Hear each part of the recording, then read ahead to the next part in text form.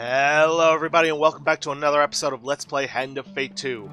Previous episode, we finished the Chariot Challenge, rescuing the people of the old city and gaining Estrella as a companion, whom unfortunately we're not going to be seeing because she's not going to be all that useful in the Strength Challenge. For your companion, I'd recommend either Kolbjorn or Malacalypse, because we're going to be starting with very low health. Encounters, I recommend giving you anything that can give you life or equipment. Any of the ones that I'm showing now would be good. That is, if you haven't already beaten their tokens. Equipment, you're going to want to load up on... If you're playing sequentially like I am, you're going to want the Bastion of Purification, Armor of Gluttony, because it's going to be one of your highest defense armors, along with, I believe, Mercenary's Garb. And for helmets, you're going to want Frontier Barbets and Felvin's Favor, if you have them unlocked. I also recommend the Gambler's Jewel. After that, just toss in some weapons that can help you. For supplies, if you're confident that you can survive on 10 HP, then you can forego the Healing Spirits in exchange for something else. Other than that, I recommend the 5 food and the leather armor. Now, let's get started.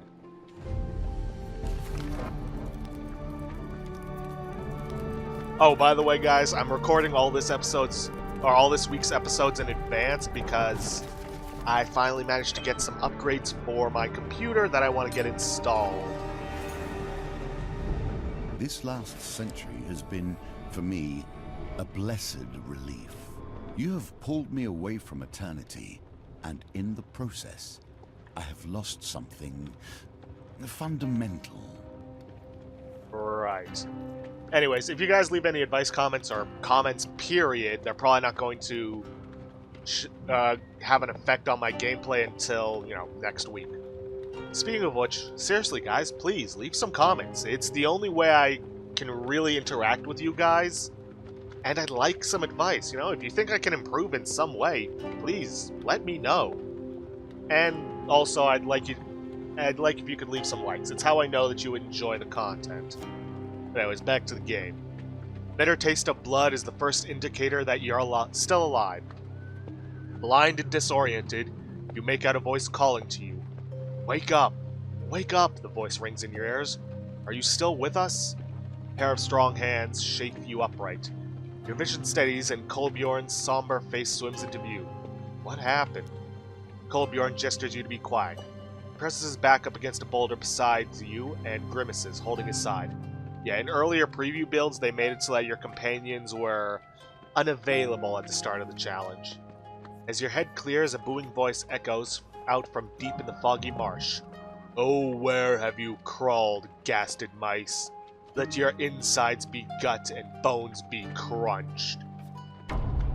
You peer around the rock, and from the mist steps an ogre, 3 times as tall as a man and with a lumpen, vicious face.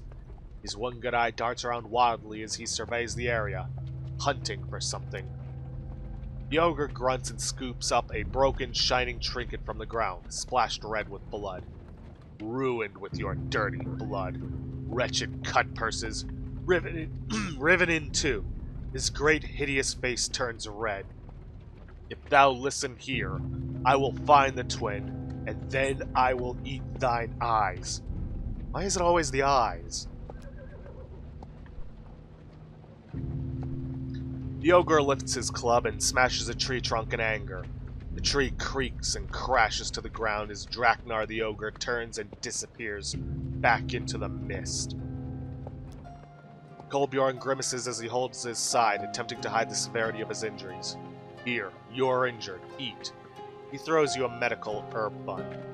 Weak to your bones, you gratefully take a bite. And the bread turns to ash in your mouth. Food does not heal.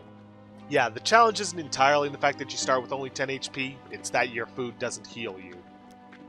With a sinking realization, you pull the other half of the ogre's trinket from your pack. Sure enough, you feel a wrongness emanating from it.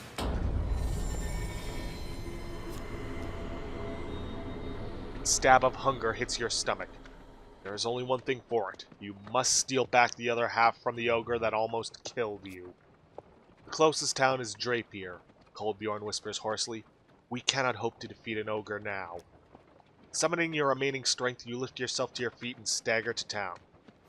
The thing about this is that ogres aren't that difficult of a fight. At least not from my experience. Now, first things first. Go to camp and use the artifact to heal, if you brought it with you. You could say, why not just sell it for some extra gold and buy some equipment? Well, even at full charge, it only sells for 4 gold. Another good tip for this is to go to trade and check the equipment. It can give you a good idea of what your next equipment drop is going to be, or could be. Okay, because seeing this here doesn't guarantee we'll get Felvin's favor next time we get an equipment card, but it's a pretty good chance. Alright, let's off our healing spirits because they're of no use to us now. And just get moving. Now, bear in mind, even though food does not heal, you still need it to traverse the map. Oh, good, the friendly innkeeper. Welcome back, my friend. You travel with company, I see. I shall gather extra provisions. Let's buy some healing. Hopefully we can get a good 25 card. Okay, 15's also good. Felvin's favor would have helped there, but there's no way we could have got it. Now we can discuss the latest rumors. You ask whether any interesting guests have stayed at the inn. The innkeeper lets you look through the lost property box to see if anything useful has been left behind. Ooh. I could get some more healing spirits and heal up even further. Merchant's Ring could be useful, but I'm not sure if there's any general stores on this map. So I'm going to take the healing spirits and use those. There's nothing possible without healing. You and I must heal more than ourselves. We must heal this world. Is more useful. Other things that can happen is nothing at all, or he can reveal one of your encounters. So, Friendly Innkeeper is very useful for more than just his healing. Speaking of which...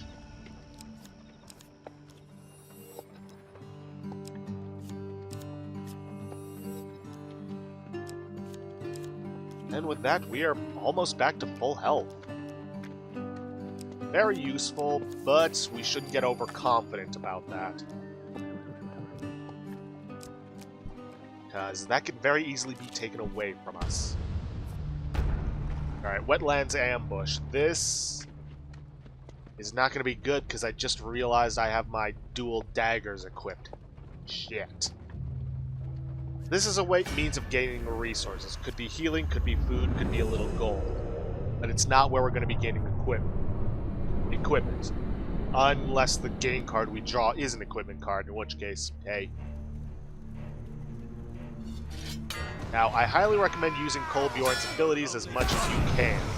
Because any enemy he strikes will be stunned, which means you do extra damage to them. Which, you know, given that we're using some dual wield against steel, is not going to be much, but every little bit counts.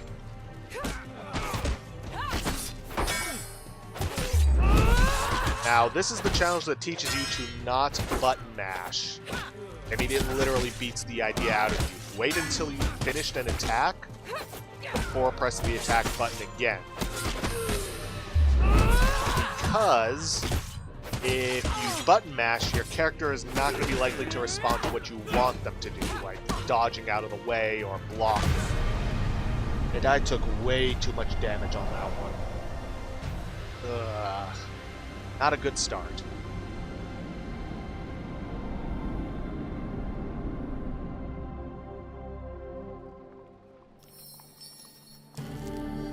A little bit of food never hurt. Kneel if it pleases you. No one will listen. I'll show you. See, someone is listening. Victory. You are learning. Sunshine appears through a break in the clouds to bathe you in a radiant glow. And with that max life, we also gain a little regular life. Ah, this is where we're going to be gaining the majority of our equipment from in this challenge. The sun's warm rays do little to lift your spirit as the mosquitoes and flies torment you.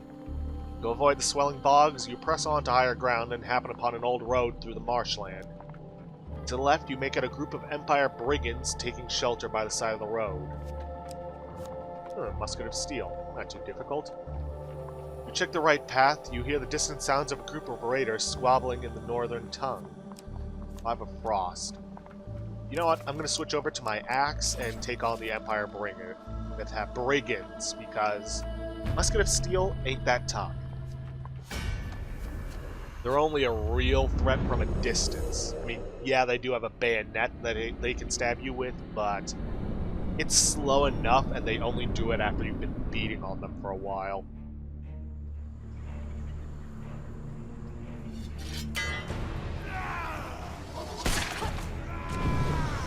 On, stun as many as you can. Thank you. Plus, muskets wielders don't have that much health to begin with, so they're not going to be too difficult to kill.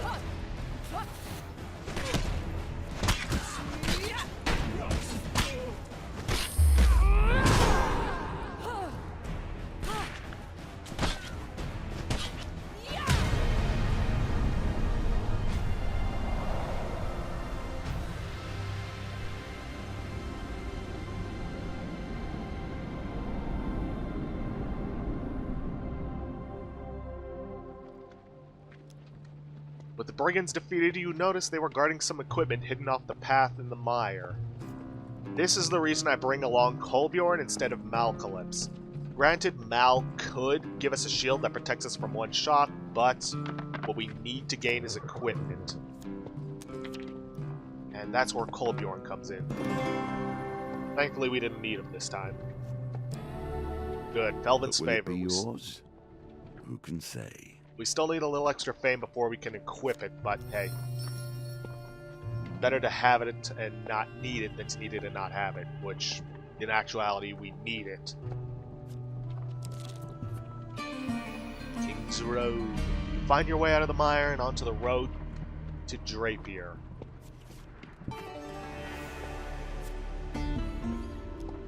Approaching Drapier's gates, you notice a woman of enormous stature dressed in a blue tunic and leather apron. 3 smithing hammers hang from her waist. The woman rushes forward and embraces you, burying you in her chest. The gods be praised! I thought you'd surely be dead! She releases you and looks you up and down. Look at you! It's a miracle you were able to survive that beast and recover so quickly. She actually has different dialogue if your health isn't as high. She whips around to face your companion. Kolbjorn, I thought I told you to keep her out of trouble. I warned you about Draknar, and look what's happened. You should know better than to steal from an ogre. Kolbjorn wanders past the fuming woman and down to the river to fish in peace. Again, that's a piece of dialogue that changes depending on your companion. As she pauses for breath, you seize the chance to interrupt. Who are you? I'm Ariadne, the blacksmith's daughter, she says, surprised. We met at the Black Ale pub the night before you set off to steal Odysseus' charm. I almost broke your wrist arm wrestling, remember? Let's ask about the charm. She pokes at the broken ornament gingerly. Forgive me if I don't take it. The curse of Odysseus' charm only affects the wielder. If it makes you feel any better, the ogre is probably starving now too. From the looks of the silverwork, this is an old relic indeed. Okay then, tell me about this ogre. Draknar, or Draknar the Mighty as he is known, has lived in these parts for an age. Many have tried to fell the beast before you two misfits, that's for sure. But few live to tell their tale. The ogre is notorious for ambushing travelers and traders alike. Not even Empire soldiers are safe in these parts. Accumulated a wealth of treasures plucked from his victims, including that cursed relic you have now. As she pauses for a breath, you seize your chance to interrupt. Well, let's get moving. Ariadne shakes her head. One blow from Draknar's club would crush you. You won't survive it unless you get a good set of armor on you. Listen, I help run a traveling forge. It's currently heading here. Come see us and we'll sort you out with some good and proper armor. Good to know. A piece of Odysseus' charm weighs heavy in your pack. You wish to fling it into the mire, but some strange magic stays your hand. Starving and injured, rest a while in town. Yeah, we need to get a ton of equipment. Now, if you're playing sequentially like I am, you have to get the Bastion of Corruption, or basically the shield. Yeah, billy clubs, not all that useful. Now, one thing to bear in mind, shield protection only counts if you have a sword equipped.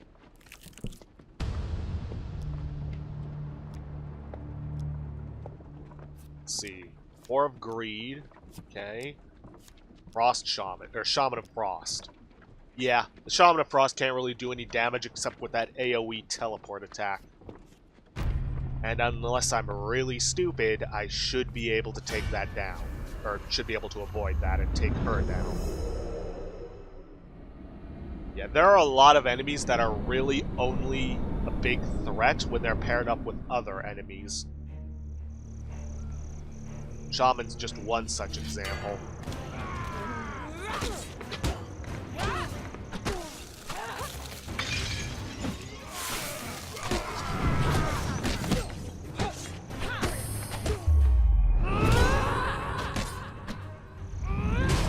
See what I mean? No threat. Also, what do they use to attach their hoods and helmets? Tiny amounts of string? Because those things just pop off easily when they're down. Well, except for maybe the Berserker. I've never seen their helmet come off. With the Raiders defeated, you notice some equipment hidden off the mire. Yeah. Same as always.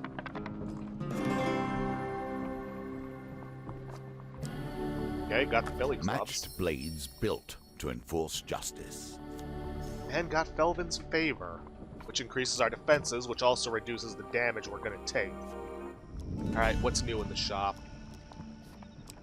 Archer's Bane. Well, that'll be useful when I finally fight Draknar, because I need my shield. And if I run into any Empire Brigands. Yeah, always check back in the shop and camp, because if you gain something that they were selling, they automatically refresh. A little extra food will never hurt, if I can get it.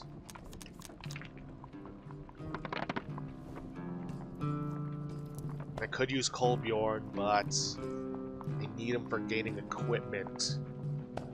Nah, I'll just accept the fight with the Brigands. I can handle them. Although, now that I realize that I can't switch over to my billy clubs. And it's a silencer. Could have taken the extra die. I really hate fighting silencers, especially in this challenge.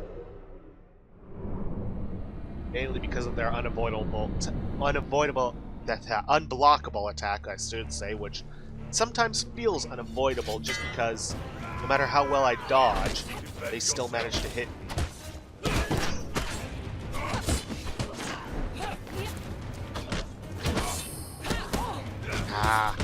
Another good tip for this challenge is use your special attack whenever you can, because it does provide you with invincibility when you're doing it.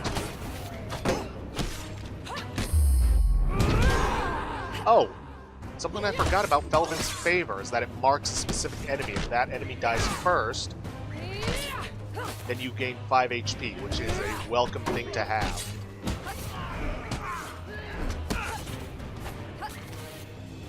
Just gotta kill this guy real quick. Oh, come on, I dodge rolled away from that. Gotta be more careful.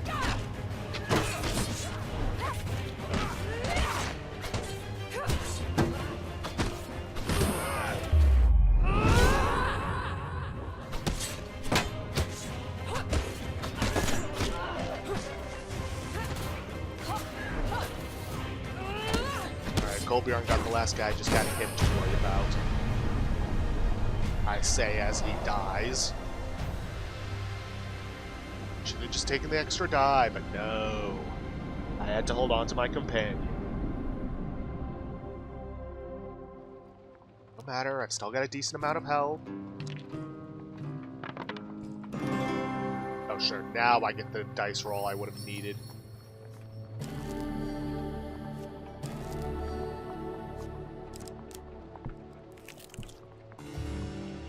Swamplands. After another day of rainfall, the marshlands swell into a swamp. Water and mud obscure the path ahead. As you press on, every direction begins to look the same. If you don't succeed in the first dice roll, you will lose some food.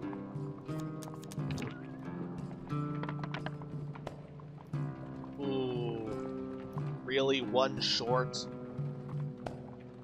Not worth it. Now you will get an easier one, but... well, I have no idea what happens if you fail that one. As you scramble up to a path, a booming voice echoes out over the marshlands. It is Draknar. Hie to thy burrow, little mouse. I can smell thy blood. Here's hoping we get this one. Really? One short again? Happens every time. I always come up one short. Well, not always, but still. With luck on your side, you lose Draknar in the morasses and double back to the trail. Oh, thank God, the old maiden. Give me some longer life. I need more help. Yes. Feeling dizzy from the lack of food, you find the road again. You weakly trudge on, knowing you must face the ogre soon. Perhaps you can gain the tools you need for the road ahead. A column of smoke and the clang of metal are the first signs that you're in the right place. As you round the bend, you see the forge outside the gates to Blackwater. You spy your new acquaintance, Ariadne, assisting a blacksmith on the bellows. Ah, there you are, Ariadne says with a smile. She removes her gloves to wipe her brow. These are the two I was telling you about, Anders. I almost broke this one's wrist in an arm wrestle. So, I hear you're out to fight an ogre, the blacksmith says. My specialty is improving armor and helms and the like. I must admit, it's normally only horseshoes and farming equipment I mend these days, so it may take a while. I assure you, it will be well worth your time. Now, here's the thing. You can only do 3 upgrades over the course of the challenge. If you don't have any shield, he will give you a new one. But, and this is a big but, it will not be enough. Now, thankfully, we do have Felvin's favor, so we can upgrade that helm. Now, you can leave, you can come back, unlike the preview builds, if you don't have something and if you don't have something yet and want to try and find something before moving on. And, well, this is one of the reasons I recommend bringing leather armor. If you don't have a shield, like Bastion from Corruption or of Corruption. I am right here, and we have things to do. Shut up, I'm talking to the audience. Thankfully, though, we do have something to upgrade. The helm. Now, we will lose it for a time, but when we get it back, it'll provide better defense. You hand the smith your helm, and he begins to examine the item thoroughly, inspecting every joint and seam. Shouldn't it be joint and seam? Whatever. Yes, I can certainly improve this, but it will take several days. I am heading to Cottonmore. Meet me there, and the job will be done. Oh, and if you bring another item to me there, I'll see if I can improve that one as well. You thank Anders and continue on your way. Let's see, anything new? No.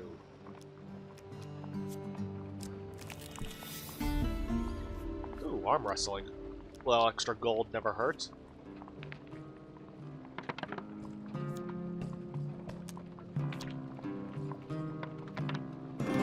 There we go. Huntley crumples in defeat almost instantly. You're lucky I'm not 20 or 30 years younger, he says, grumbling. Probably not going to use this to buy equipment, because I don't have enough to buy equipment, but I could use it to buy some food should I need it. You take your reward from the purser on the way out the tavern. When you return, you will compete in the next round for a larger prize. Big ears. But at least they aren't silencers.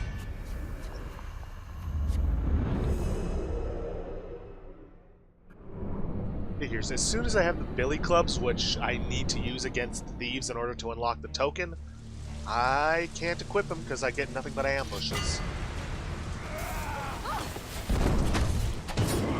Another thief marked by... Oh, wait, no. That's just the mist in the air. I forgot I don't have Velvet's Favor anymore.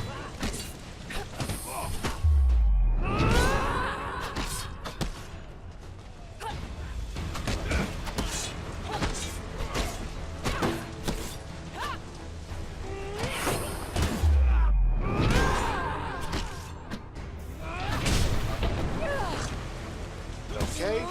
I'm not sure if they've changed it up that finishers also provide you with invincibility, because I haven't seen it in any of the patch notes, but I guess they do? Which is weird, because it seems kind of inconsistent at times.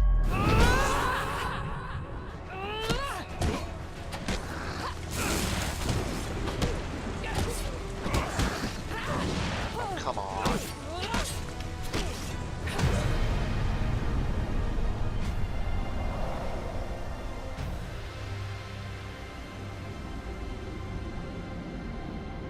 I think I'm going to keep going until we get to Cottonmore and then call it there for this episode. Bug subdued, you search the area for supplies. Okay, yeah, it's nothing but food from here.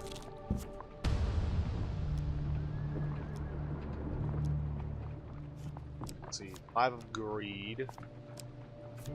Musket of steel.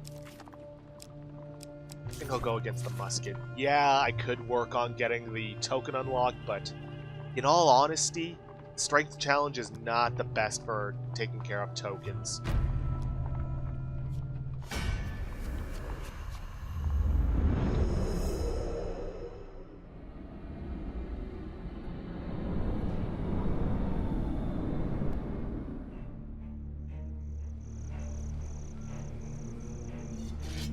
As a matter of fact, in my personal playthrough, I've actually found that the Emperor is better for farming tokens. At least companion tokens.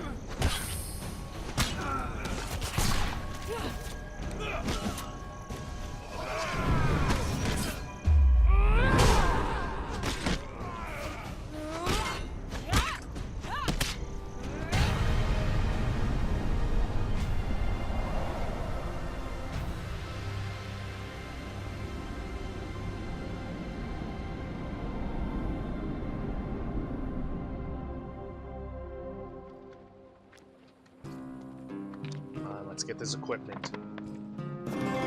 Yeah. Yeah, why not? I'll equip that. Okay, let's see what the trader in camp has. Ooh, Armor of Gluttony. That'll be good. Not 100% necessary for us to get this challenge done, but still.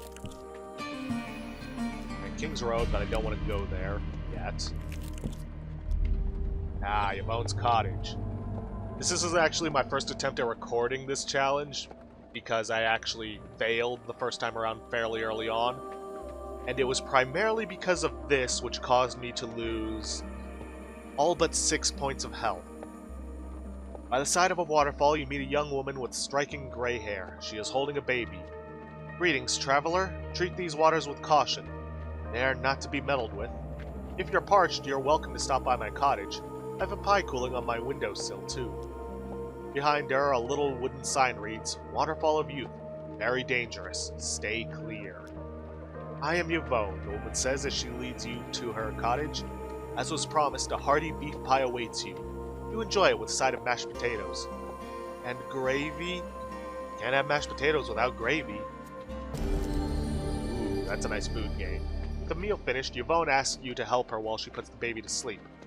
The rare sunshine flower grows nearby, and she'd like you to gather a bloom. It feels impolite to refuse. The sunshine sprouts from the rocks behind the waterfall. If you were careful, you could climb out to retrieve one without falling into the water.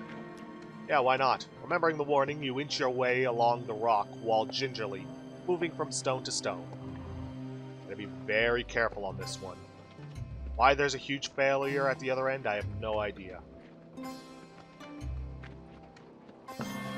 Oh, that was close. That will set you in good stead from here. I certainly hope so.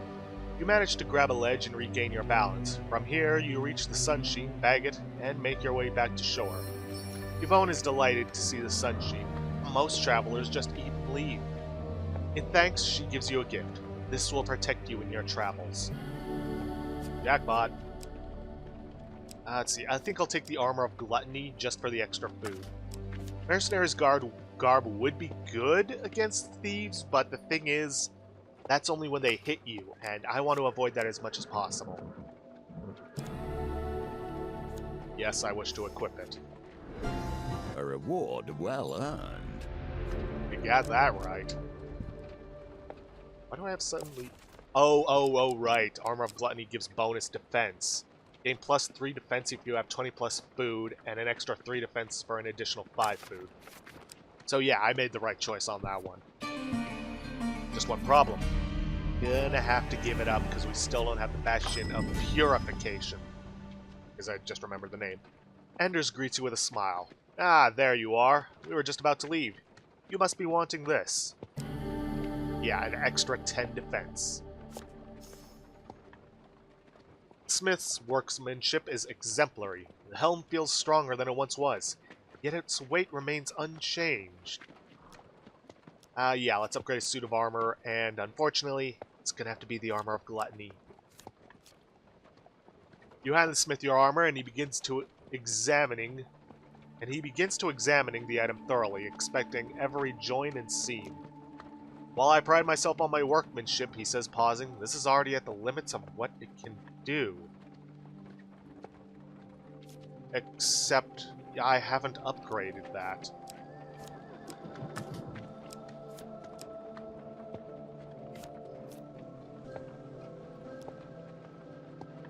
Okay, that's weird. Wait, is it because of the defense bonus? Son of a... Oh well, it is what it is. Well, with that, guys, I'm going to have to end this episode off here for today. If you like what you see, please leave a like, subscribe for future content, and I'll see you guys in the next episode. Thanks for watching.